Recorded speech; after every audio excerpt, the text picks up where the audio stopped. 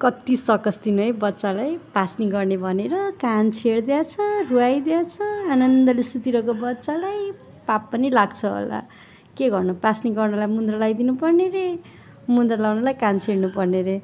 कस्तो आनन्दले सुतिरहेको थियो बल्ल बल्ल बल्ल बल्ल लिएर गएर फेरि म कस्तो होला बच्चा रोइरहेछ म चाहिँ सुट गरिरहेछु के गर्नु उसलाई भोलि पर्सि देखाउनु पनि त पर्यो नि मेमोरीहरू क्याप्चर गरेर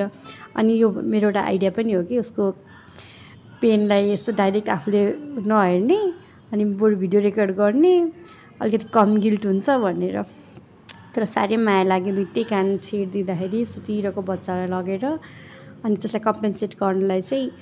अब के गर्न सक्छु र मैले पनि माथिपट्टि कान छेडेँ बाहना पनि हो कानको लोती पनि छैन